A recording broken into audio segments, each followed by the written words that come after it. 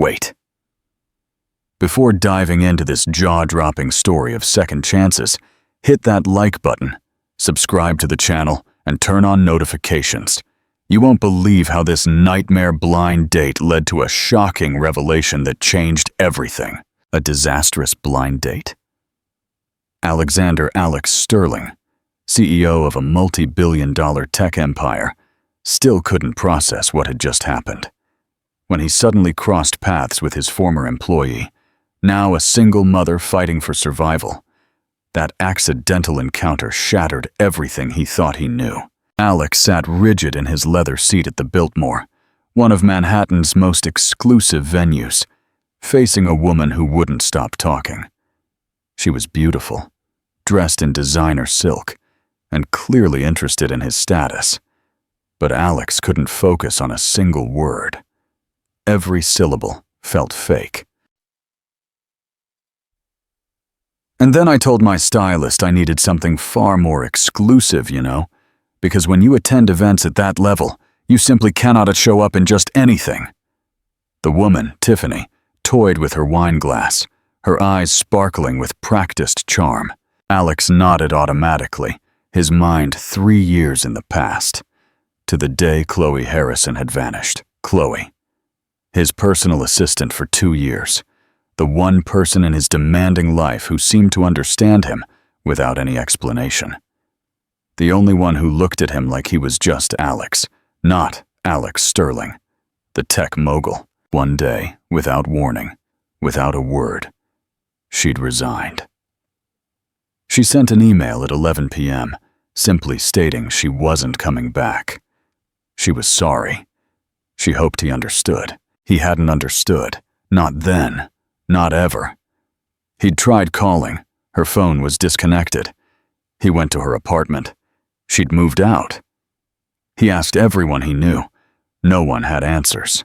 Or if they did, they weren't telling.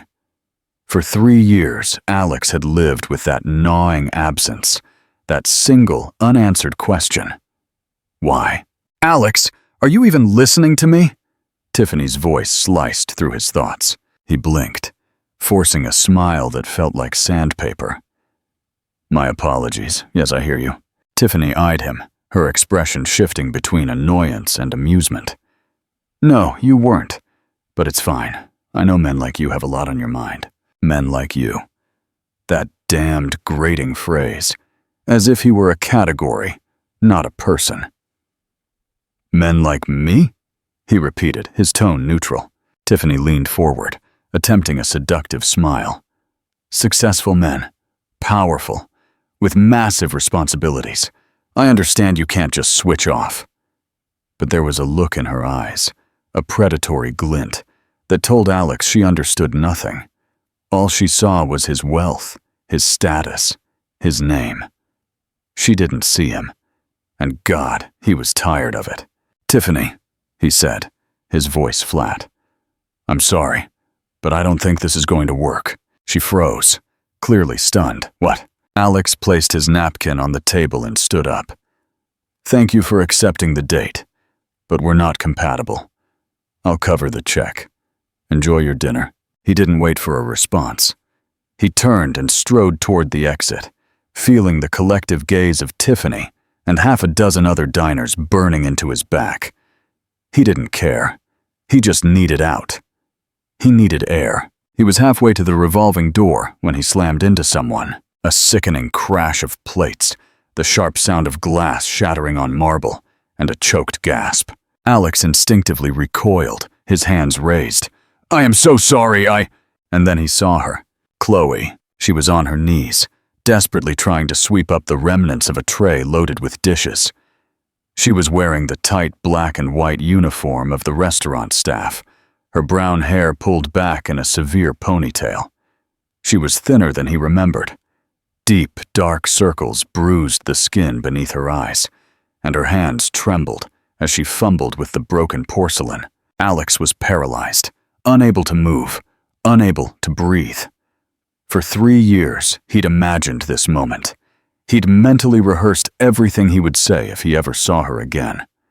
Now, with her right in front of him, Every single word had evaporated. Chloe still hadn't looked up. She kept scooping up the shards, murmuring apologies under her breath, clearly mortified. "I'm so sorry, sir. It was my fault. I wasn't looking. I'm so sorry." Her voice. Alex had forgotten the sound of her voice, that soft warmth, the tone that had always calmed him, even on the most chaotic days. Now, it sounded broken, exhausted. "Chloe," she froze, completely still. For a moment, it seemed like she'd stopped breathing. Then, slowly, she lifted her gaze.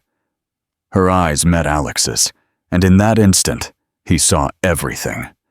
He saw the shock. He saw the panic. He saw the pain. And he saw something he couldn't quite name, something that told him she had hoped to never see him again. "Alex," she whispered. Barely a breath. They both rose awkwardly. Alex reached out to help her, but she flinched away as if his touch could burn her. I have to clean this up," Chloe stammered, avoiding eye contact. "I'm sorry. Excuse me." She immediately crouched again, gathering the pieces with shaking hands. Alex knelt beside her, ignoring the curious stares of the surrounding diners. "Let me help you." "No," she said, her voice tight. "You don't have to. I've got it." "Chloe, please." "Mr. Sterling," she cut him off, and the use of his surname was a punch to his gut. "Please, let me do my job." Alex felt something break inside him. Mr. Sterling.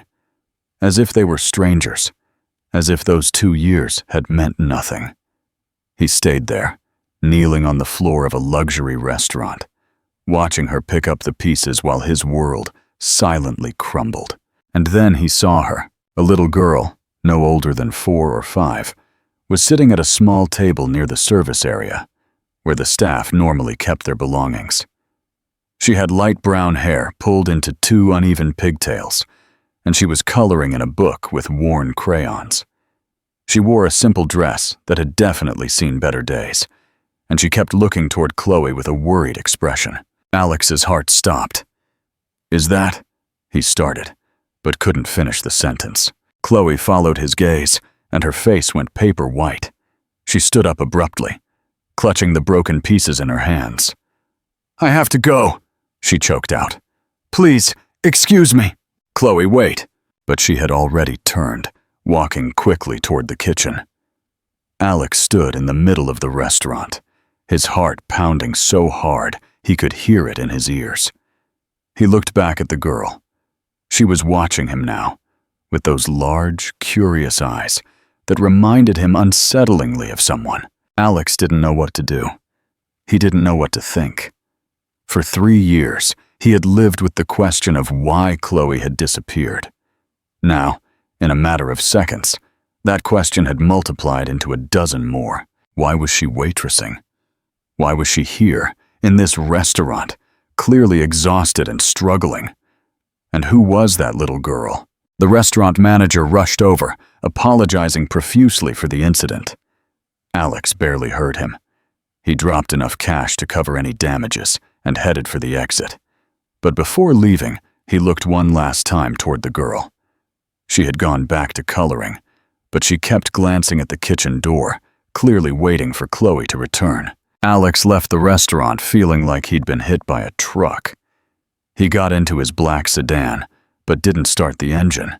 He just sat there, hands on the steering wheel, trying to process what had just happened. Chloe. After 3 years, he had seen her again. And nothing, absolutely nothing, was as he had imagined. He didn't know what to do. He didn't know how to feel. He knew only one thing for sure. He couldn't let her go again. Not this time. Not without answers. The unanswered questions. Alex didn't sleep that night. He stayed awake in his penthouse apartment in Midtown, staring at the city lights through the panoramic window, a glass of untouched whiskey in his hand. His mind replayed the same scene over and over. Chloe, kneeling on the floor, picking up broken pieces, with deep, dark circles and trembling hands. And that child, That little girl with uneven pigtails, sitting alone at a staff table, waiting. Alex had tried to reconstruct the timeline all night. Chloe had quit 3 years ago. The girl looked 4, maybe 5. Which meant when Chloe was working for his imam, she was likely already pregnant. Or had just had the baby. And he hadn't noticed. He hadn't seen a thing. It ate him alive. For 2 years, Chloe had been more than just his assistant. She had been the person he trusted most. The person who knew his schedule better than he did. The person who knew when he needed coffee, when he needed silence, when he needed someone to tell him he was being an idiot. And he never knew anything about her personal life. He never asked. He never bothered to know her beyond her job. When she disappeared, he had assumed it was because she had found something better, a better offer, a better opportunity. It never occurred to him that she might be struggling, that she might be desperate, that she might need help. Alex slammed the glass onto the table, the sound echoing in the silence of the apartment. He had to find her. He had to talk to her. He had to know what had happened. The next morning, Alex canceled all his meetings. His current secretary, Eleanor, looked surprised when he gave the instructions. In the 5 years she'd worked for him, she'd never seen him cancel a full day. "Are you all right?" she asked with genuine concern. "Yes," Alex lied. "I just need to take care of something personal." At 10 a.m., he was parked in front of the Biltmore. It was too early for the public, but he knew the staff would be arriving soon to prepare. He waited. At 10:30, employees began to trickle in. Alex watched them one by one, looking for that brown hair, that thin frame he had memorized the night before. But Chloe didn't appear. At 11, he got out of the car and knocked on the staff door. A young man, likely the sous chef, opened it with a confused expression. "Yes? I'm looking for Chloe Harrison," Alex said directly. "She works here as a waitress." The man frowned. "Chloe? She didn't come in today. Called to say she was sick." Alex felt his stomach drop. "Do you have her address? I need to speak with her." "I can't give out that information, sir." "Please," Alex insisted, and there was something in his voice that made the man hesitate. "It's important. She worked for me years ago. I just want to make sure she's okay." The sous chef studied him for a long moment. Then he sighed. "Wait here." He returned 5 minutes later with a slip of paper scrawled with an address. "I didn't tell you anything, understood?" Alex nodded, taking the paper as if it were the most valuable thing in the world. "Thank you." The address led him to the outer boroughs, to a neighborhood of weathered brick buildings and cracked concrete stairwells.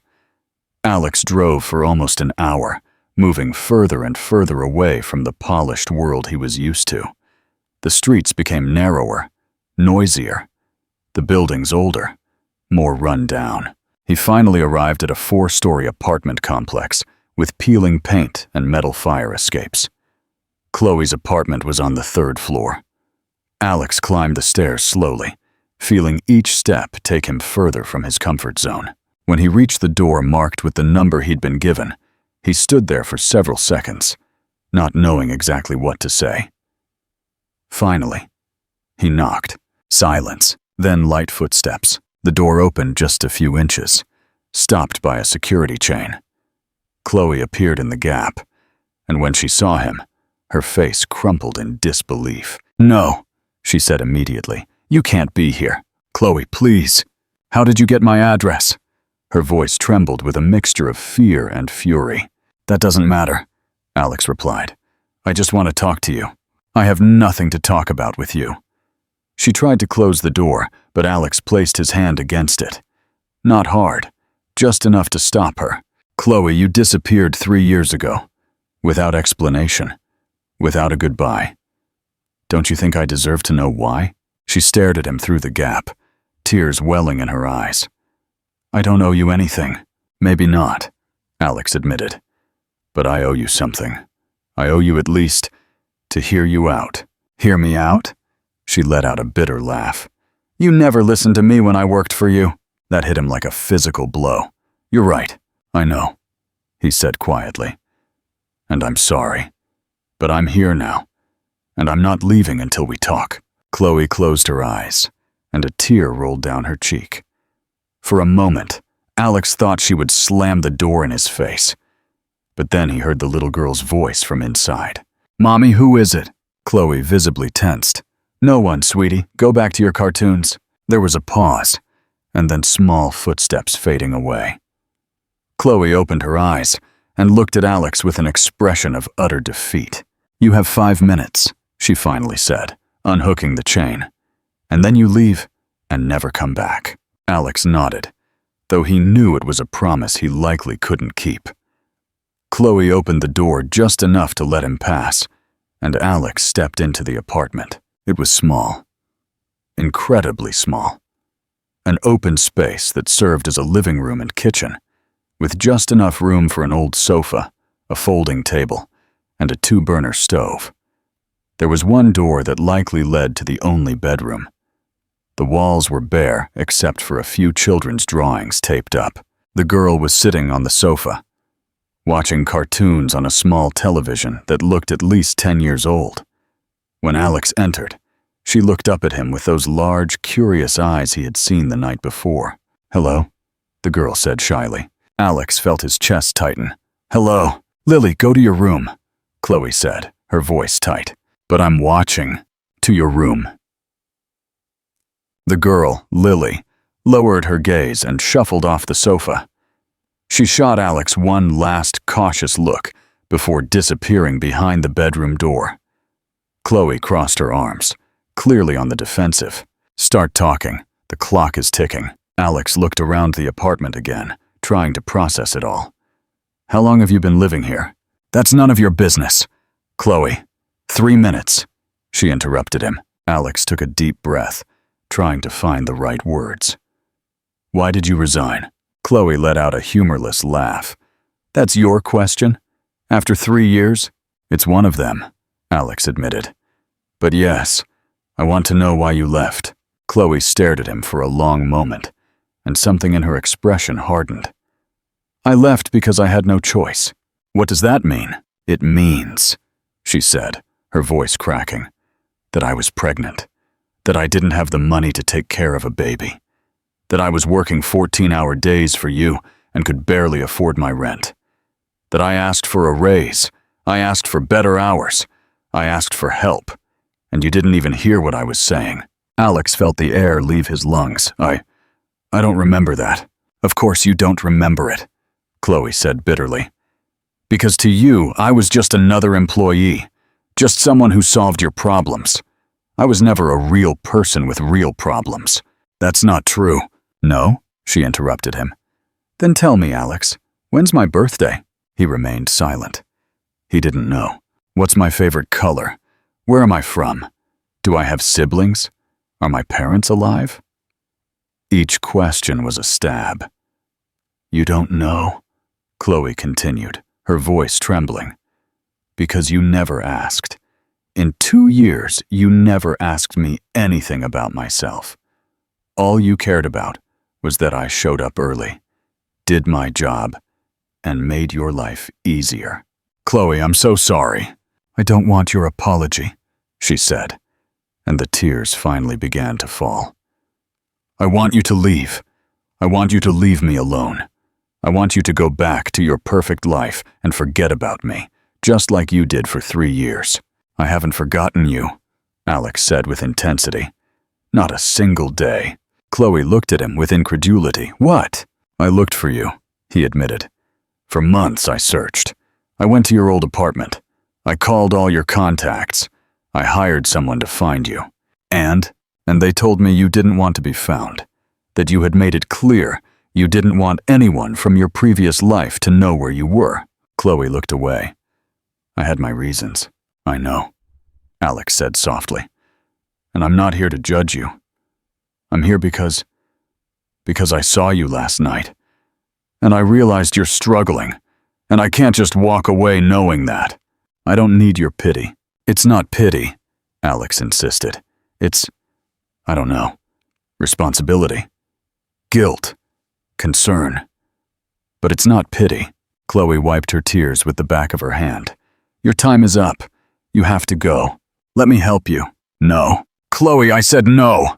Her voice broke. I don't need your help. I don't need your money. I don't need anything from you. What about Lily? Alex asked quietly. Does she not need help either? Chloe visibly stiffened. Don't bring my daughter into this. I'm not bringing her into anything, Alex said. I'm just saying that if you're working as a waitress, if you're living here, if you're struggling so much that you have to bring your daughter to the restaurant because you have no one to leave her with. Enough!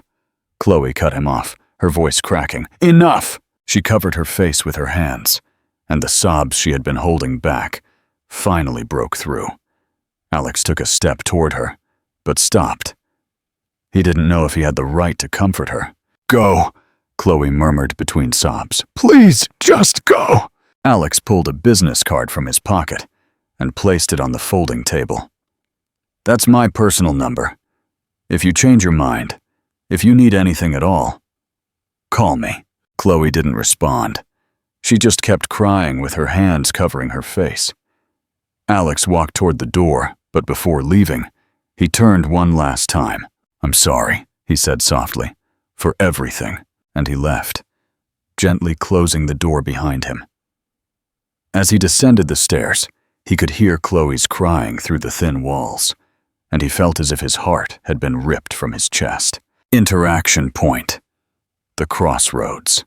Alex didn't call. He didn't text. But he also couldn't go on with his life as if nothing had happened. For the next 3 days, he tried to focus on work. He attended meetings, signed contracts, made decisions that affected hundreds of employees. But his mind was elsewhere. It was in that small apartment. It was in Chloe's tear-filled eyes. It was in the little girl with uneven pigtails, who had looked at him with curiosity before being sent to her room. Eleanor, his secretary, noticed the change. On the 4th day, when Alex canceled another important meeting, she finally dared to ask. What is going on? She asked, closing his office door behind her. Nothing, Alex replied, without looking up from his computer. Don't lie to me, Eleanor said firmly. I've known you for 5 years. I've never seen you like this. Alex leaned back in his chair, rubbing his eyes tiredly. Do you remember Chloe Harrison? Eleanor frowned, thinking. Your former assistant? The one who quit without warning? Yes. What about her? Alex told her everything. The reunion at the restaurant, the visit to the apartment, the disastrous conversation, the child. When he finished, Eleanor was silent for a long moment. So what are you going to do? She finally asked. I don't know, Alex admitted. She doesn't want my help. She made that very clear. But you want to help her? Alex looked at her directly. I need to. Eleanor nodded slowly, as if understanding something Alex hadn't yet admitted out loud. Then find a way to do it without it feeling like charity. How? I don't know, Eleanor said. But you're one of the smartest men I know. If you truly want to help her, you'll find a way. That night, Alex stayed in his office late, staring out the window at the city lights. Eleanor was right. He needed to find a way to help Chloe without her feeling like it was charity, without her feeling like he saw her as a project, as someone who needed saving. But how? His tech company was successful, but he didn't have a vacancy that required Chloe's specific skills. And even if he did, she would likely reject any offer that came from him. He needed to think of something different, something she couldn't reject so easily. And then he had an idea. The next day, Alex did something he had never done before. He showed up at the Biltmore for lunch, asked for a table, and waited. Chloe didn't appear. He discreetly asked another waiter and was told she worked the night shift. So he came back that evening, and there she was. Chloe was serving a table on the other side of the restaurant, taking an order with that professional efficiency Alex remembered so well.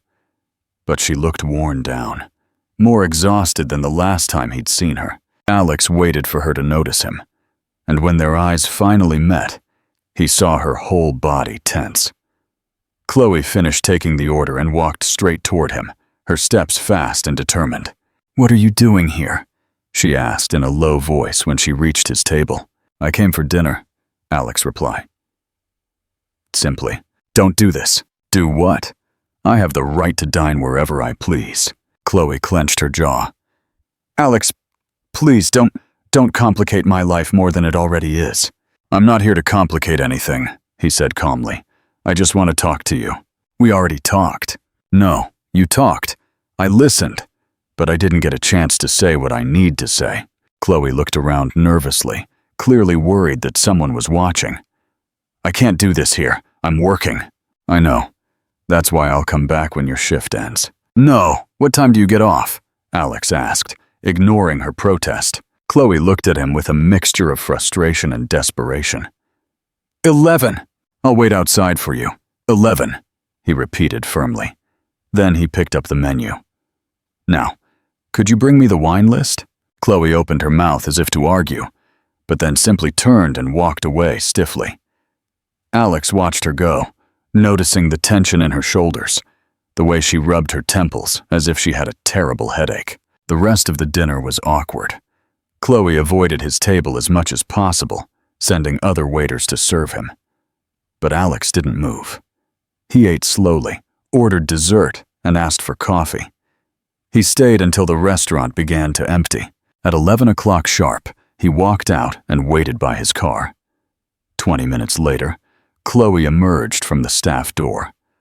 When she saw him there, she stopped dead in her tracks. "I can't believe you're actually doing this to me," she said, walking toward him with tired steps. "You need to hear me out," Alex said. "No, I don't," Chloe retorted. "I need to go home. I need to pick up my daughter from my neighbors. I need to feed her something other than instant noodles for the 3rd time this week. I need to help her with her homework. I need to put her to bed. And then I need to sleep for 4 hours before getting up and doing it all again." Her voice broke on the last word, and Alex felt his chest twist. "Let me drive you home," he said gently. "I can take the subway. The subway isn't safe at this hour. You know that. I've taken the subway at this hour for 3 years. I'll be fine." "Chloe, please." Please. She looked at him for a long moment, and there was so much exhaustion in her eyes that Alex wondered how she was still standing. "Fine," she finally said, her voice defeated. "But only because I'm too tired to argue." The drive was silent at first. Chloe sat in the passenger seat with her arms crossed, staring out the window. Alex drove slowly, searching for the right words. "I have a proposal," he finally said. Chloe didn't look at him. "I don't want your money." "It's not money." "Well, technically it is, but not in the way you think." She turned to him with a suspicious expression. "What do you mean?" "I need a personal assistant, Alex." "Excuse me?" "Eleanor is excellent, but she mainly handles the administrative side of the company. I need someone to manage my personal schedule, my travel, my social commitments, someone like you." Chloe looked at him as if he had grown a second head. "No, you haven't even heard the terms." "No," she repeated firmly. "I'm not going back to work for you." "Why not?" "Because I've been through it," Chloe said, her voice tight. "Because I know how it ends. Working myself into the ground. No time for my daughter. Barely making enough to survive." "I'll pay you triple what you earned before," Alex said. Chloe fell silent. "Flexible hours," he continued. "You can work from home when you need to. Full medical insurance, for you and Lily. Paid vacation. And if you ever need time off for her, you take it. No questions asked." Chloe was slowly shaking her head, but Alex could see she was considering it. "Why?" she finally asked. "Why what? Why would you do this? Why would you offer me all that?" Alex took a deep breath. "Because you were right. About everything you said the other day. I didn't see you. I didn't value you as I should have. And now I have a chance to correct that." "You can't correct the past," Chloe said softly. "No, but I can try to do things better now." They had arrived at Chloe's building. Alex parked the car, but neither of them moved. "I don't need your pity," Chloe said after a moment. "It's not pity," Alex insisted. It's a legitimate job offer. I really need an assistant, and you're the best one I've ever had. I'm the only one you've ever had, Chloe pointed out with a small, bitter smile. Exactly, and that means something. Chloe looked at him for a long moment, and Alex could see the conflict in her eyes. The part of her that wanted to reject the offer out of pride, and the part that knew she desperately needed help. Really flexible hours? She finally asked. Really? And medical insurance?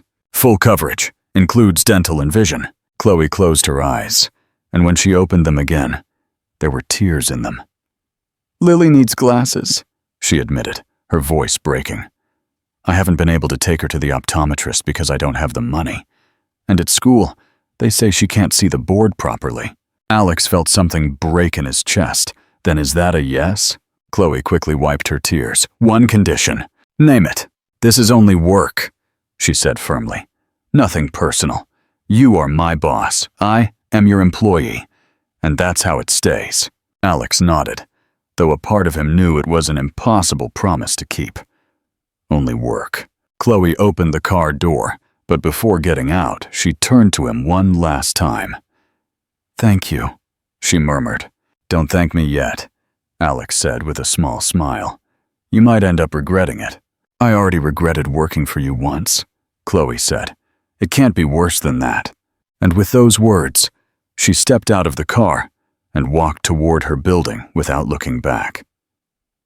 Alex stayed there, watching her disappear into the darkness, and realized he had just changed everything. For better or for worse, Chloe Harrison was back in his life. And this time, he wasn't going to let her go. Call to action, CTA. Do you think Chloe should have accepted the job? Or is Alex's help just a guilt trip? Let me know your thoughts in the comments below. And don't forget to share this incredible story with a friend. Building trust. Brick by brick. Chloe's first day back at work was awkward. She arrived at 8 a.m., dressed in a simple but clean blazer, her hair pulled back in a tight bun. She held Lily's hand. The girl looked around with huge eyes, clearly intimidated by the tall, shiny building and the people in expensive suits rushing past. I have no one to leave her with, Chloe quickly explained as she reached Alex's office. My neighbor is sick, and daycare doesn't open until 9. It's just an hour, it's fine, Alex interrupted her, and then crouched down to Lily's level. Hello again. Lily hid behind her mother's legs. Don't be shy, sweetie, Chloe said gently, stroking her daughter's hair. Do you remember Mr. Alex? Lily nodded slowly, looking at him cautiously. Alex smiled. You know what? I have a conference room I won't be using all morning. It has a huge table, perfect for drawing. Would you like to see? Lily's eyes lit up slightly. I can draw. Of course, I even have markers and paper.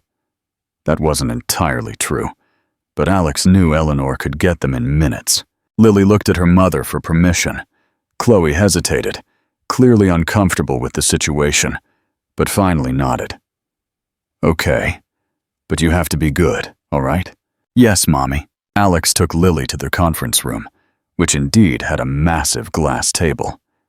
Eleanor appeared minutes later with a box full of markers, crayons, and paper. Where did you get all this so fast? Alex asked, surprised. I have nieces, Eleanor replied with a smile, and then crouched down next to Lily. Hello, beautiful. What's your name? Lily. What a pretty name. You know what? My niece is also named Lily, and she loves to draw unicorns. Do you like unicorns? Lily nodded enthusiastically, and within minutes, Eleanor had her completely entertained. Alex returned to his office, where Chloe was standing by the window, looking out at the city. Eleanor is watching her. You don't have to worry. Chloe turned to him. This can't become a habit. I know, but today it's fine. Chloe nodded slowly, though the tension never left her shoulders. Where do I start? Alex showed her his schedule, which was a chaos of meetings, social commitments, and scheduled travel. Chloe reviewed it with an expert eye, and Alex could see her expression shift from uncertainty to something more familiar. professional focus. "This is a disaster," she said after a few minutes. "I know. You have 3 meet-ins scheduled at the same time on Thursday. I know. And you agreed to go to 2 different events on Friday night. I know that too." Chloe looked at him with a raised eyebrow. "Eleanor doesn't handle this. Eleanor manages the company. I manage my personal life. Or at least, I try to." "Well, you're not doing very well." For the first time in days, Alex smiled genuinely. "That's why I need you." Chloe shook her head, but there was a flicker of something in her eyes. Not exactly amusement, but not the constant pain that had been there since they reunited. "I'm going to have to cancel half of these things. Do what you have to do." Chloe immediately got to work. And as Alex watched her make calls, reorganize meetings, and bring order to the chaos of his schedule, he felt something he hadn't felt in 3 years. He felt like things were where they should be. The morning passed quickly. Lily stayed in the conference room, drawing happily under Eleanor's occasional supervision. And Chloe worked with that efficiency Alex remembered so well, as if the last 3 years hadn't existed. But there were differences. Chloe was quieter now, more reserved. She did her job without the occasional small comment she used to make, without the subtle smiles when she found something funny. It was as if she had built an invisible wall between them. And Alex hated it. At noon, Chloe collected Lily to take her to daycare. "I'll be back in half an hour," she said, putting her daughter's coat on. "No rush," Alex replied. Chloe looked at him briefly, as if she were about to say something, but then simply nodded and left with Lily. When she returned, she brought 2 cups of coffee. She offered one to Alex without a word. He took it, surprised. "Still black, no sugar?" "Yes," she replied, sitting down at her old desk outside Alex's office. "It's exactly how you like it. How did you remember?" Chloe didn't look up from her computer. "I remembered a lot of things." There was something in the way she said it that made Alex pause. "Chloe, you have a call with Tokyo in 20 minutes, she interrupted him. "You should review the documents I sent you." Alex understood the message. They weren't going to talk about anything personal, only work. That was the routine for the next few days. Chloe arrived early, worked efficiently, and left at the exact agreed-upon time to pick up Lily. She was professional, courteous, and completely distant. But there were moments, small moments, where the wall cracked. Like when Alex skipped lunch for the 3rd time in a week, and Chloe appeared with a sandwich that she left on his desk without a word. Or when he worked late, and she, who should have left already, was still there, finishing something she could have left for the next day. Or when Eleanor made a funny comment, and Alex heard Chloe's laughter from her desk. A brief, almost involuntary laugh, but a genuine one. A week after Chloe started, Alex received a call from his sister, Vivian. "I heard you hired your old assistant back," Vivian said without preamble. "How did you find out?" "Eleanor mentioned it to her cousin, who happens to be my stylist. You know how it works." Alex sighed. "Yes, I hired her back." And what?" "It's her," Vivian asked. "She's the reason you've been insufferable for 3 years. The reason none of your dates work. The reason—" "Vivian," Alex interrupted her. "She is my employee. That's all." There was a long pause on the other end of the line. "You were never a good liar, brother." Alex hung up, but his sister's words stayed with him. That night, when everyone had left and the office was empty, Alex stared at the desk where Chloe had worked all day. There was a half-finished coffee cup, some notes written in her clear, precise handwriting, and a drawing Lily had forgotten. Alex picked up the drawing. It was of 3 people: a tall woman with brown hair, a small girl with pigtails, and a man in a suit. They were holding hands. At the top, in shaky letters, it said, "My mommy, me, and the nice man." Alex felt his chest tighten. The next day, when Chloe arrived, Alex returned the drawing. "Lily left this yesterday." Chloe took it, and when she saw what it was, her face softened. "I'm sorry. She draws a lot. Sometimes she forgets them." "Why does she call me the nice man?" Alex asked. Chloe looked down at the drawing. Why do you think? You let her draw in the conference room. Is that enough to be nice? Chloe looked up at him then, and there was something in her eyes that Alex hadn't seen before. Something vulnerable. For a child who isn't used to people being nice to her without expecting something in return, yes, it's more than enough. Alex felt those words hit him. Chloe, I have to start the morning calls, she interrupted him, putting the drawing in her bag. The first one is in 10 minutes, and just like that, the wall went back up. But this time, Alex had seen what was on the other side. And that changed everything. That afternoon, after Chloe had left, Alex called Eleanor into his office. I need you to do something for me, he said. What do you need? Schedule an appointment with the best pediatric optometrist in the city for Lily Harrison, and make sure she has priority. Eleanor smiled. Anything else? Yes, find out which daycare is near Chloe's apartment and pay the enrollment in 6 months in advance, anonymously. Alex, I know what you're going to say, she interrupted him, but I need to do this, not as her boss, as someone who is trying to correct his mistakes. Eleanor looked at him for a long moment. Did you fall in love with her? It wasn't a question. Alex didn't answer. He didn't need to. Does she know? Eleanor asked. No, and she can't know. Why not? Because, Alex said tiredly. She already has enough reasons to push me away. I don't need to give her one more. Eleanor shook her head, but didn't argue. I'll do what you ask. But sooner or later, you're going to have to tell her. I know, Alex admitted, but not yet. First, I need to prove to her that she can trust me.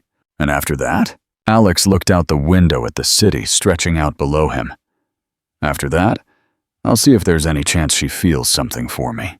And if she doesn't, Alex closed his eyes. Then at least I'll have done the right thing. At least this time, I will have seen her. Truly seen her. Eleanor nodded and left the office, leaving Alex alone with his thoughts. And for the first time in 3 years, Alex felt something akin to hope. The breaking of the wall. 2 weeks later, Chloe arrived at the office with an expression Alex hadn't seen before. It wasn't exactly happiness, but there was something lighter in the way she moved, something less tense in her shoulders. Good morning, she said, setting her bag on the desk. Good morning, Alex replied, studying her from his office door. Everything okay? Chloe looked at him for a moment and then nodded slowly. Yes, everything is fine. But there was something in her tone that suggested there was more. Alex waited. Finally, Chloe spoke again. Something strange happened yesterday. What happened? The daycare where I enrolled Lily called me.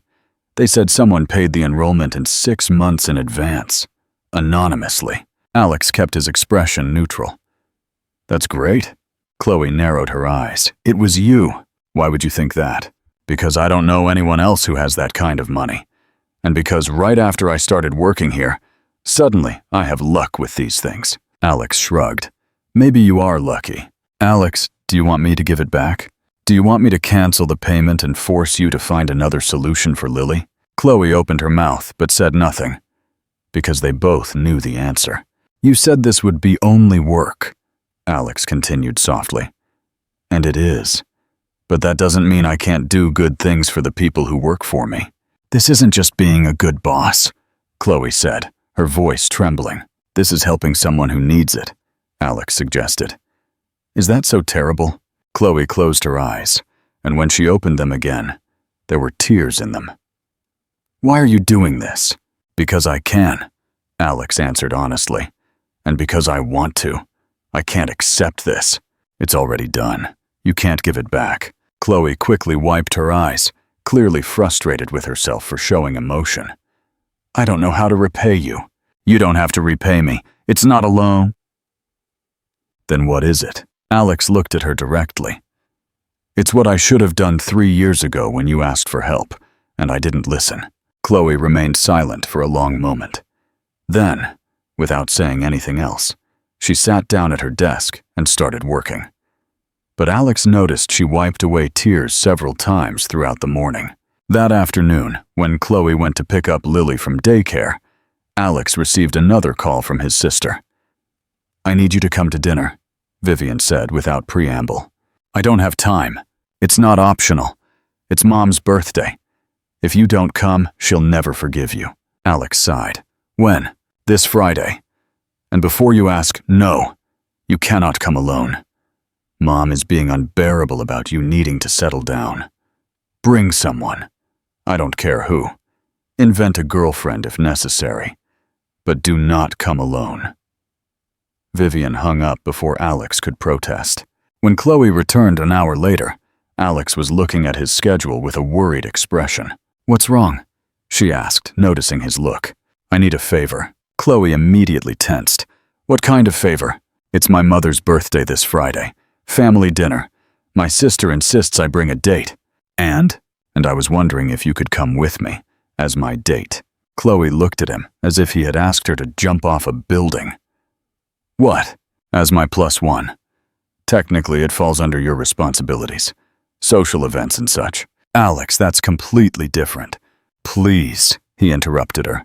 "My mother is complicated, and if I show up alone, I'll spend the entire night listening to her talk about how I need to find a wife. But if I go with someone, I'll at least have some peace." Chloe shook her head. "I can't do that. I can't pretend to be your girlfriend in front of your family." "I'm not asking you to pretend to be my girlfriend. Just come with me. As my assistant who is helping me survive a terrible family dinner, I don't have anything appropriate to wear for a dinner like that. I'll give you an advance to buy something." "No, Chloe," Alex said gently. "I'm asking for your help, as my employee, and I'll pay you overtime, of course." Chloe looked at him for a long moment, clearly searching for a way to refuse that wouldn't make her seem unprofessional. Finally, she sighed. "Fine, but only because it's technically part of my job. Thank you. And Lily? Bring her. I'm sure my mother would love to meet her. She's always talking about grandchildren." Chloe blinked. Surprised. "Are you sure?" "Completely." Friday arrived faster than Alex expected. He went to pick up Chloe and Lily at their apartment at 6. When Chloe opened the door, Alex was speechless. She was wearing a simple but elegant dark blue dress, her hair down for the first time since she had come back to work for him. She looked beautiful. "Is this okay?" Chloe asked, noticing his expression. "It's perfect," Alex replied, finding his voice. Lily appeared behind her mother, wearing a white dress and her hair in braids. She had something new on her face. "Are those—" Alex started. "Glasses," Chloe finished with a small smile. "I took her to the optometrist yesterday. Turns out you were right. Her vision was terrible." "They look great on you," Alex told Lily. The girl smiled shyly, touching her glasses carefully. "Now I can see everything, even the small letters." Alex felt something warm expand in his chest. The drive to his mother's house was surprisingly comfortable. Lily asked constant questions about everything she saw out the window, now that she could see clearly, and Chloe answered patiently. Alex just listened, enjoying that strange sense of normalcy. When they arrived at his mother's house, an imposing mansion on the Upper East Side, Chloe visibly tensed.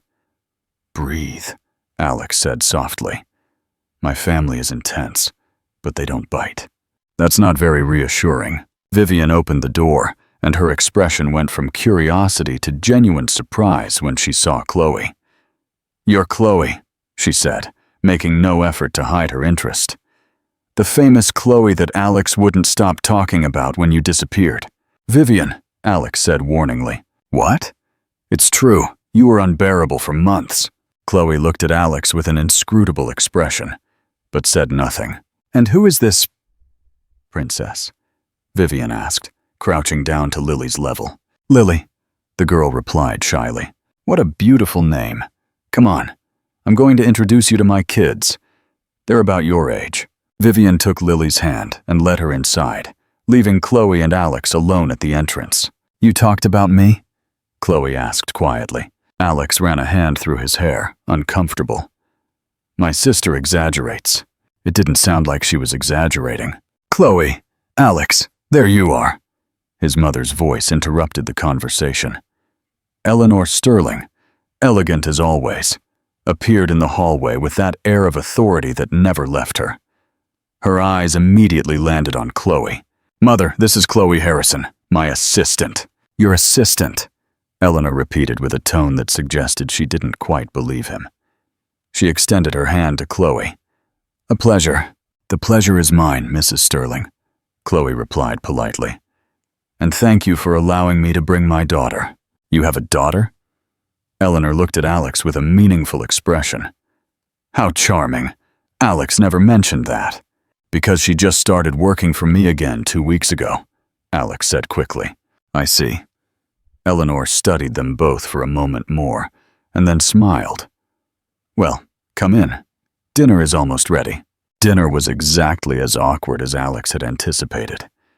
His mother asked subtle but penetrating questions about the relationship between him and Chloe. Vivian didn't help at all, making comments about how good they looked together. His father, at least, stayed focused on talking business, but what Alex didn't expect was to see Chloe fit in so naturally. She talked with his mother about art, with his father about technology, and with Vivian about motherhood. She was intelligent, charming, and completely herself, and Alex realized something that hit him like a train. He wasn't falling in love with her. He was already in love. Completely. Irrevocably. After dinner, while Lily played with Vivian's children in the living room, Alex and Chloe stepped out into the garden for some air. "Your family is tense," Chloe said. "I warned you. But they're good people. You can tell they love you." Alex looked at her. "Do you have family?" Chloe tensed slightly. "Not really. My parents died when I was a teenager. I don't have siblings. It's just Lily and me." "I'm sorry. It's not your fault." They stood in silence for a moment, listening to the children's laughter from inside. "Who is Lily's father?" Alex asked softly. "If it's not too personal." Chloe looked at him for a long moment, as if deciding whether to answer. Finally, she spoke. "Someone I met right after I resigned. I thought he was different. I thought he loved me. But when I told him I was pregnant, he disappeared. Never answered my calls again." Alex felt a wave of rage towards someone he didn't even know. "He's an idiot!" "Yes," Chloe agreed with a sad smile. "But he gave me Lily, so I don't regret it." "You're a good mother." Chloe looked at him, surprised. "How do you know?" "Because it shows. In the way she looks at you. In the way she talks about you. In everything." Chloe looked away, and Alex could see she was fighting back tears. "Thank you," she murmured. "Chloe," Alex began, taking a step toward her. "There's something I need to tell you." "There they are!" Vivian's voice interrupted them. "Mom wants to cut the cake. You need to come back inside." The moment was broken. Chloe quickly wiped her eyes and walked back toward the house. Alex stood there, cursing his sister's timing and wondering if he would ever find the right moment to tell her how he felt. The confession. The following Monday, something had changed. Alex didn't know exactly what it was, but he could feel it in the air. Chloe arrived at the office as always, professional and punctual, but there was something different in the way she looked at him. Something softer. "Good morning," she said, leaving a coffee on his desk. "Good morning," Alex replied, noticing she had remembered exactly how he liked it. Again, they worked in silence for the first hour, but Alex could feel the tension building.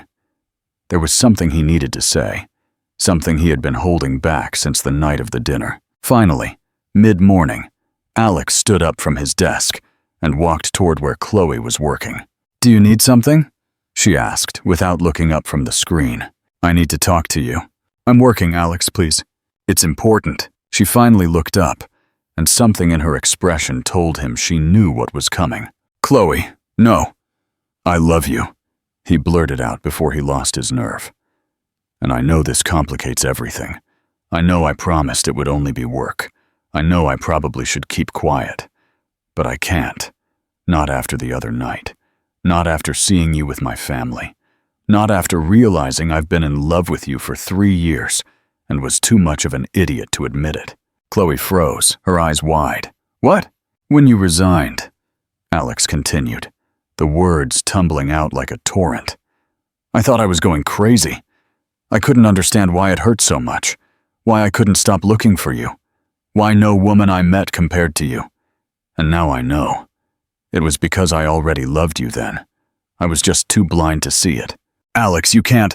I know I don't deserve a chance with you, he interrupted her. I know I was a terrible boss. I know I didn't see you when I should have. I know I failed you when you needed me. But I'm here now, and I want to try. I want to be the man that you and Lily deserve, if you give me the chance. Chloe stood up abruptly, turning her back to him. Her shoulders trembled. You can't do this, she said, her voice cracking. Why not? Because I'm scared, she admitted, turning toward him with tears streaming down her cheeks. I'm afraid to believe you. I'm afraid this is just guilt or pity disguised as something more. I'm afraid of falling in love with you and then you realizing I'm not enough. That Lily and I are too complicated, too much trouble. Chloe, I've been through this before, she continued, sobbing. I already trusted someone who said they loved me, and I was left alone, pregnant, and with nothing. I can't go through that again. I can't take that risk. Not when I have Lily to think about. Alex closed the distance between them and took her face in his hands, forcing her to look at him. I'm not him. I'm not the idiot who abandoned you, and I'm not going anywhere. How can you be sure? Because I've been looking for you for 3 years, Alex said intensely. Because I haven't been able to get your memory out of my mind for a single day. Because when I saw you in that restaurant, something inside me just knew I couldn't let you go again. And because when I look at Lily, I don't see complications. I see an incredible girl who deserves all the love in the world, and I want to be a part of that. I want to be a part of your life, of their lives.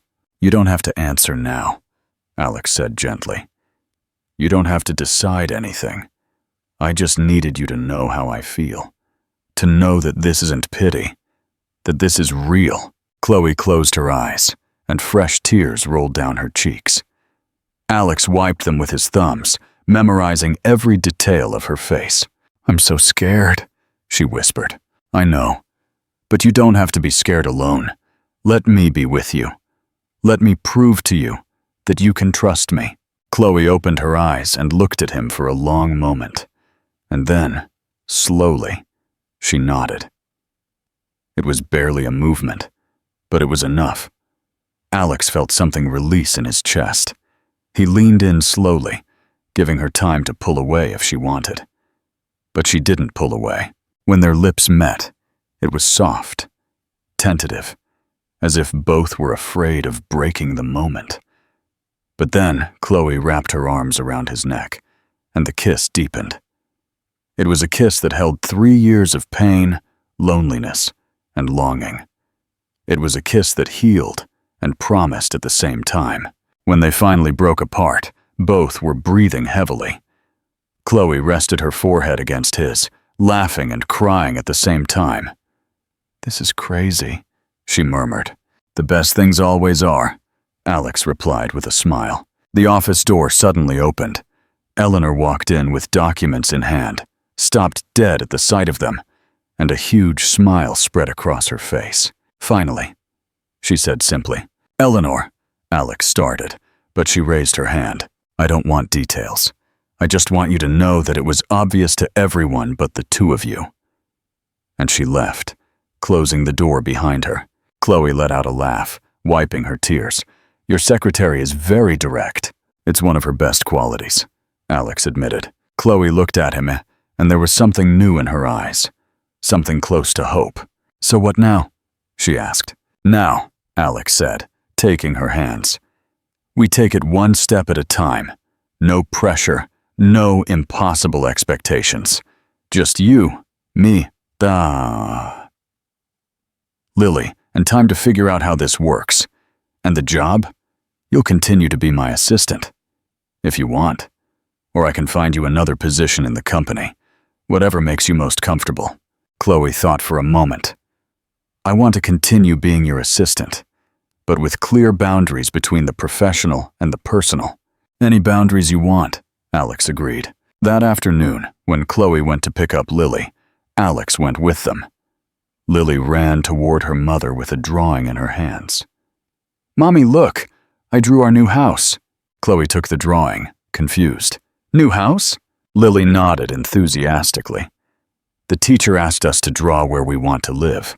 I drew a big house, with a garden to play in, and 3 rooms. One for me, one for you, and one for Mr. Alex. Chloe paled, looking at Alex in a panic. But before she could say anything, Alex crouched down to Lily's level. Why 3 rooms? He asked gently. Because then, when you come to visit us, you can stay overnight. Lily explained with that simple logic of children. Like when my friend Lucy comes to sleep over, but your room would be bigger because you're a grown-up. Alex felt something melt in his chest. Can I keep it? Lily thought about it for a moment. Do you promise you'll put it in your office? I promise. Okay, you can keep it. She handed the drawing to Alex and then took her mother's hand. Mommy, can we get ice cream? Chloe, still processing what had just happened, nodded distractedly. Yes, sweetie, we can get ice cream. They went to the nearest ice cream parlor. Lily chose strawberry with chocolate chips and sat at a table by the window, completely absorbed in her ice cream and her new coloring book. Chloe and Alex sat across from her, watching her. I'm sorry, Chloe said quietly. About the drawing. She doesn't understand. Don't apologize, Alex interrupted. She's an amazing kid, and if she draws houses where I have a room, it's because she likes me, and that means everything to me. Chloe looked at him with bright eyes. She asks about you, you know, when we get home. She asks if you're going to come visit us, if you're going to read her a story, if you're going to play with her. And what do you tell her? I tell her you're busy, that you have a lot of work. But the truth is, Chloe paused, searching for the right words. The truth is she already loves you, and that scares me, because if this doesn't work, you won't just break my heart. You'll break hers too. Alex took her hand across the table. I'm not going to break anyone's heart. I promise you. At that moment, Lily looked up from her book. Mr. Alex, you know how to color. A little, Alex replied. Why? Because this drawing is very big, and I can't finish it alone. Will you help me? Alex looked at Chloe, who nodded with a small smile. Of course, I'll help you. They moved to sit next to Lily, and for the next hour, the 3 of them colored together. Lily gave him specific instructions on what color to use where, and scolded Alex when he went outside the lines. And Chloe watched them, her heart so full it almost hurt. When they finished, Lily yawned. I'm tired, Mommy. I know, sweetie. Let's go home. Alex drove them back to their apartment. When they arrived, Lily gave him a spontaneous hug. Thanks for coloring with me. Thank you for letting me, Alex replied, returning the hug. Lily ran up the stairs, leaving Chloe and Alex alone by the car. Thank you, Chloe said softly. For today. For everything. You don't have to thank me. Yes, I do. Because you're trying. Really trying. And that means more than you can imagine. Alex pulled her close, wrapping his arms around her. I'm going to keep trying. Every day. Until you believe me. Until you're no longer afraid. Chloe nestled against him, listening to his heartbeat. And what if I'm not so afraid anymore? She whispered. Alex pulled back just enough to look into her eyes. What? I said, Chloe repeated, with a small but real smile. That maybe I'm not so afraid anymore. It's still there. But with you here, it seems smaller. Alex felt something warm expand in his chest. It means I want to try, Chloe said. Really try. With you. With us. Alex kissed her then, right there in the middle of the street, not caring who saw them. And when they separated, both were smiling. I love you, he said again, because he needed her to hear it. Chloe paused, and Alex could see the struggle in her eyes. I can't say it yet, but I think I'm getting there. I can wait, Alex promised. I can wait as long as you need. Chloe stood on tiptoes and kissed him gently. I don't think you'll have to wait long. And in that moment, with the city lights shining around them, and the distant sound of Lily calling for her mother from the window, Alex knew that everything had been worth it. Every moment of pain, every day of searching, every second of doubt. It had all led to this, to her, to them, to his family, because that's what they were now. A family. And Alex would never let them go again. Meaningful ending and final call to action. This story is a powerful reminder that real love isn't about status or convenience. It's about seeing a person for who they truly are and being willing to correct your past mistakes. Alex finally learned that the most valuable treasure isn't found in a boardroom, but in a small apartment and the unconditional love of a single mother and her daughter. If this story inspired you to fight for your own second chance, give it a big thumbs up. Subscribe for more incredible stories of redemption and romance, and let us know what you think happens next for Alex, Chloe, and Lily in the comments.